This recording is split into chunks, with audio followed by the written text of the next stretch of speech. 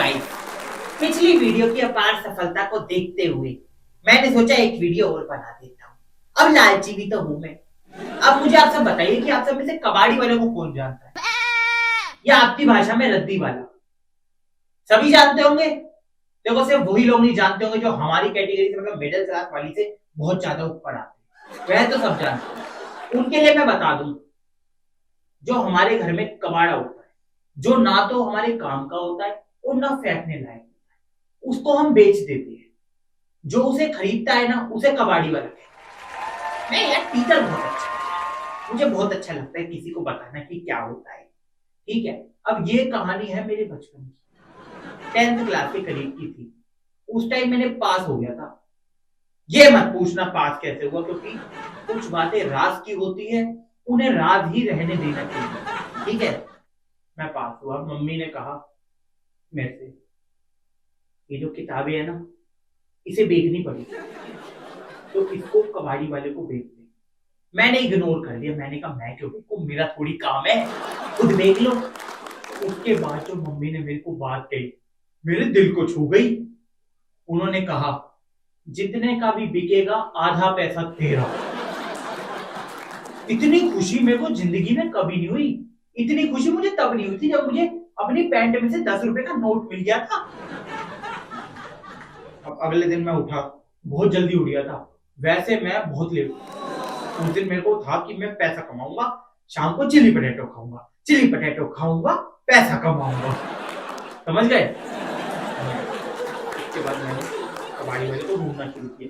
यार, ये कबाड़ी वालों को पता नहीं क्या है, वैसे रोज कबाड़ी वाले, कबाड़ी वाले और कान फाड़ देते हैं, हमें उठने पे मजबूर कर देते हैं। उस दिन मुझे इतनी जरूरत थी उसकी, मेरे को नहीं मिला। मैं ढूंढ ढूंढ के थक गया। फिर थक हार के मैंने कहा हिम्मत हार ही लेते हैं, हिम्मत रखने में क्या है। अंदर आके मैं बैठ गया। करीब 1 घंटे बाद मुझे बाहर से एक आवाज आई, कबाड़ी वाले, कबाड़ी वाले। इतना खुश मैं दोबारा हो गया। मैं होता रहता हूँ खुश। मैंने कहा भैया, हमारे घर में ना कुछ किताबें हैं, प्लीज खरीद लो, आ जाओ अंदर। वो अंदर आया, मम्मी मिली। फिर वही मम्मी की मोल भाव वाली आदत, इतने का नहीं इतने की रद्दी है, इतने का नहीं इतने की रद्दी है।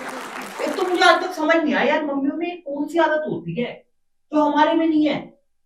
मतलब अगर मैं बताऊं, कोई दुकानदार बोल रहा है ना 500 रुपए की टी शर्ट है, 200 पे।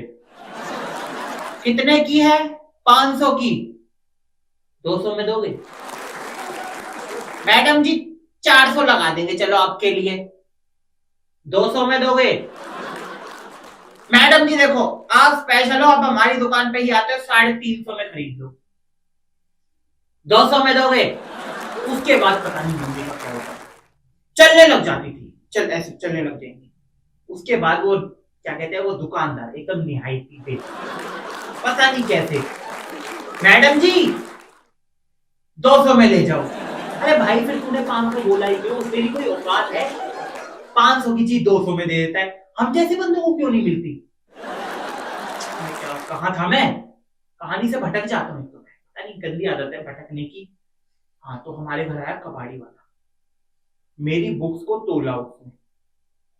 कह रहा है मेरी मम्मी को 5 किलो बुक्स है, 50 रुपए। 50 रुपए हक्का बक्का रह गया। मेरे चिल्ली पटेटो के अरमान बहते हुए दिख रहे थे मुझे। मैंने कहा 50 रुपए।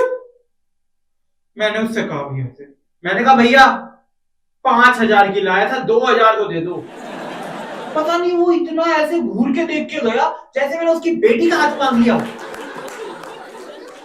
देख के गया।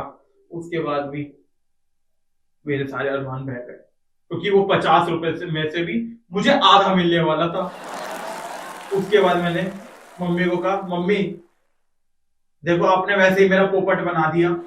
अब जो 50 मिले उसमें से आधा मत दो, 25 में 5 मिला के दे दो, 30 रुपए, जो शाम के मैं चिल्ली पटेटो खा लूं।